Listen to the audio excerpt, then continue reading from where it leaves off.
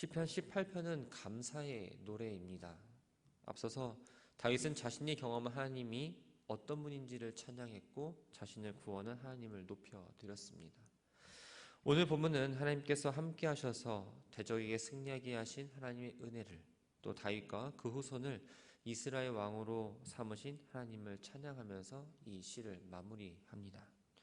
다윗은 담대하게 고백합니다. 말씀을 보면 내가 주를 의뢰하고 적군을 향해 달리며 내 하나님을 의지하고 담을 뛰어 넘나이다. 17절에서 다윗은 대적을 자기보다 힘센 자들이라고 표현을 했습니다. 다윗은 스스로 자기보다 힘센 대적들을 향해서 달리고 성벽을 뛰어넘는 등 자신이 용맹하게 싸우는 용사라고 표현을 합니다. 다윗의 마음에는 하나님이 말씀에 순종하는 자들을 지키시는 분이라는 걸 의심하지 않았습니다. 아무리 두려운 상황이 눈앞에 펼쳐진다 할지라도 하나님의 말씀은 신실하시다는 그 믿음을 가지고 나아갈 수 있었습니다.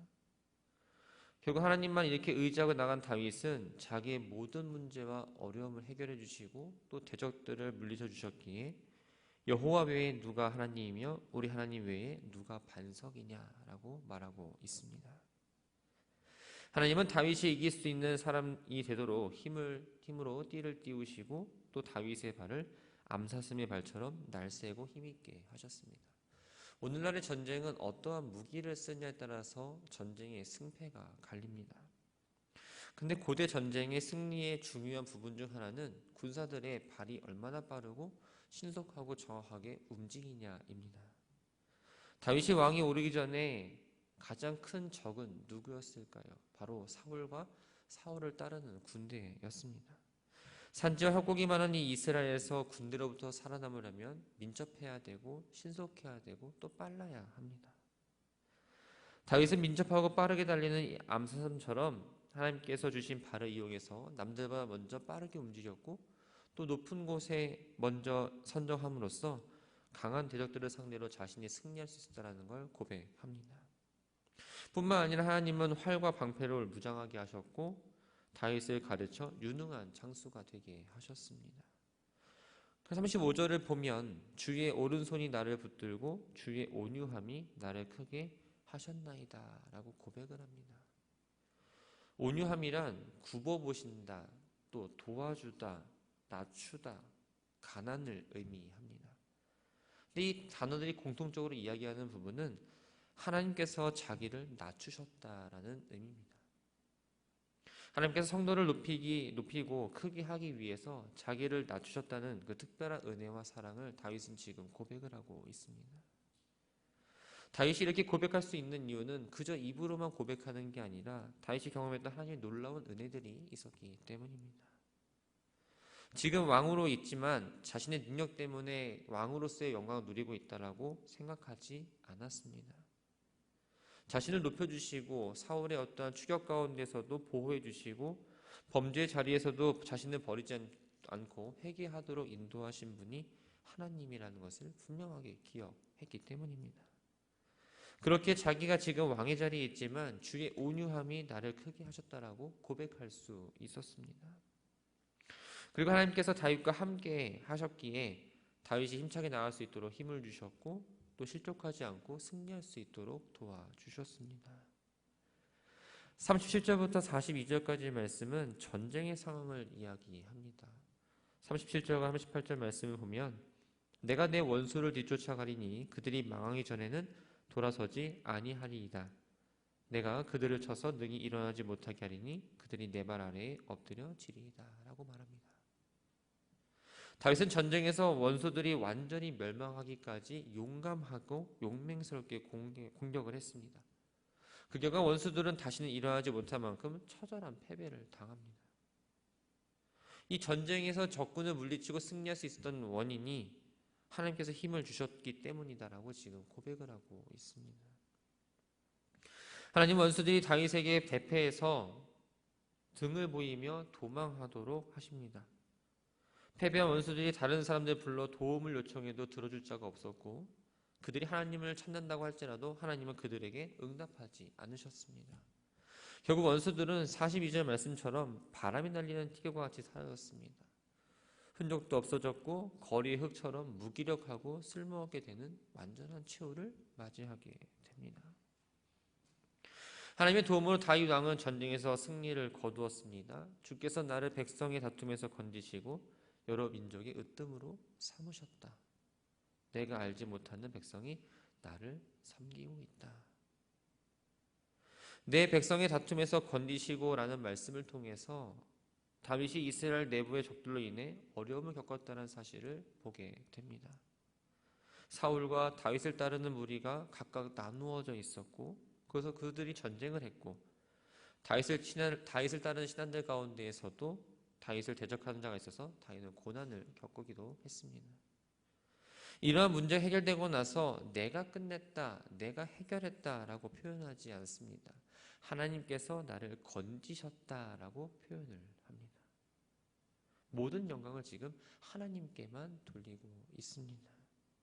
결국 자기는 나라의 작은 문제조차 해결할 수 없는 능력 없는 자이고 하나님이 모든 것을 다 하셨다라는 어떤 겸손의 믿음의 고백을 하고 있는 거죠. 결국 하나님은 다윗을 높여서 여러 민족의 으뜸을 삼으셨습니다. 그리고 그 소문은 열방으로 퍼져나가면서 이방인들조차 다윗에게 복종하게 만드셨습니다. 다윗의 시의 마지막 부분을 여호와는 살아계시다라고 선포로 시작을 했고, 여호와께서 베푸시는 구원과 인자가 영원토록 다윗과 그 후손에게 있으리라라는 축복으로 이 시를 마무리합니다. 46절에서 다윗은 하나님을 살아계시는 분이라고 고백을 합니다. 다윗이 하나님을 살아계신 분이라는 걸 강조한 이유는 분명한 이유가 있었습니다. 자신이 모든 처한 상황 가운데에서 하나님의 보호하심과 구원하심을 먼저 체험을 했습니다. 그리고 하나님의 일하심이 너무나 분명했기 때문에 하나님의 살아계신다는 것을 표현할 수 있었던 거죠. 다윗은 이 놀라운 구원의 역사 이루게 하신 하나님이 지금도 살아계신다라고 고백을 합니다. 곧 전쟁에서의 승리가 하나님의 살아계심을 나타냈던 겁니다. 사실 이스라엘은 강대국 사이에는 껴있는 모양이었습니다. 그래서 조금이라도 국력이 약해지면 침략의 대상이 되었습니다. 하지만 다윗은 원수들에게 보복해 주시고 이방 민족들을 복종하게 하시며 악한 자들에게서 그들을 구원해 주신 하나님이 계시다면 두려워할 이유가 없다라고 이야기합니다. 다윗은 악한 자들을 만나 고통을 겪었습니다. 그러나 공의로우신 또 재판장이신 하나님께서 악한 자들을 심판하시고 악을 갚아주십니다. 하나님은 모르는 이방 민족들도 다윗 앞에 무릎 꿇게 하셨는데, 그러면서 이스라엘 내외의 문제들을 해결해 주심으로 하나님의 통치를 완전하게 나타내 주셨습니다. 48절과 49절 말씀을 보면 다윗이 수많은 고난과 고통을 겪었지만 원수들로부터 자신을 구원하시는 하나님을 찬양하고 있고, 모든 승리의 감격과 영광을 자신에게 두지 않고 다시 하나님의 영광을 바라봅니다. 50절 말씀 함께 보면 여호와께서 그 왕에게 큰 구원을 주시며 기름 부은 자에게 인자를 베푸시며 영원토록 다윗과 그 후손에게로다 라고 하면서 시를 마무리합니다. 죽음 앞에서 구원해 주시고 하나님의 능력을 더입혀 주시며 강한 원수들로부터 완전한 승리를 이끌어 주셨습니다. 이방의 족속들까지 복종하게 하신 하나님을 찬양하면서 다윗은 하나님과 분명한 믿음의 고백을 하고 있습니다. 우리는 다윗이 어떤 여정을 살았는지 잘 압니다. 결코 쉽지 않은 인생을 살았습니다. 목숨을 유지하기 위해서 부지런히 뛰어야 했습니다. 전쟁 가운데서 승리할 수 있도록 훈련하고 또 전쟁에 이길 수 있는 어떤 것들을 익히고 적용해야 했습니다. 어떻게 보면 단 하루도 편하게 살 날이 없었죠. 다윗이 조금 힘들다고 해서 하나님 나타나셔서 무기를 대신 들어주신 것도 아니었습니다. 다윗이 다쳤다고 해서 하나님께서 무기들을 대신 만들어주신 것도 아니었어요. 겉으로 보면 다윗이 다 모든 걸 했다라고 생각할 수 있습니다. 그런 다윗은 모든 것을 하나님이 하셨다라고 고백을 합니다. 믿음의 길을 걸어가는 우리들의 삶의 고백은 내가 한 것이 아니라 모든 것은 다 하나님이 하셨다라는 고백이 있어야 합니다. 하나님 믿는다라는 건 하나님과의 동행을 의미합니다. 하나님과 동행할 때에 하나님 능력이 나타납니다. 그때 하나님께서 하나님의 마음을 우리들에게 주십니다. 성경에는 하나님과의 동행만 있을 뿐 나의 능력과 나의 공로는 드러나지 않습니다. 하나님께서 함께 하실 때 피곤하고 지친 나를 사슴처럼 뛰게 하시고 비천하고 무너진 나를 높은 곳에 세워주십니다. 매번 넘어지는 나를 일으켜 주시는 분이 하나님이시고 활을 당길 수 있는 힘을 주시는 분도 하나님이십니다. 다윗은 자신에게 큰일을 행하신 하나님이 자신의 구원이고 능력이라며 찬양했습니다. 사랑하는 성도 여러분, 여러분들은 무엇을 바라보고 하나님을 진정 찬양하고 계십니까? 하나님과 동행하며 하나님 능력을 경험할 때 우리가 해야 할 일은 하나님을 향한 찬양과 경배입니다. 하나님의 은혜가 없다면 우리는 마치 진흙으로 만들어진 인형에 불과하지 않습니다. 날마다 하나님의 도우심을 뜻을 구하며 나아가시길 바랍니다.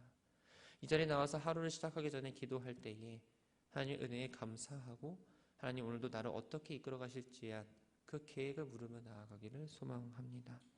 바라고 소망하는 건 이 자리에 나와서 예배할 때뿐만 아니라 우리의 삶 가운데서 하나님과 늘 함께 동행하시길 바랍니다. 나의 나 된 것은 다 하나님의 은혜입니다. 이 자리에 나올 수 있는 것도 내가 교회문을 나가 세상에 나가서 맡겨진 일을 감당할 수 있는 것도 다 하나님의 은혜입니다. 이러한 믿음의 고백이 하나하나 나와서 우리 가운데 성령이 충만하고 우리 가정도 성령이 충만하고 우리 교회가 더 하나님만을 바라보며 나아가는 저와 여러분들이 되기를 주님의 이름으로 축원합니다.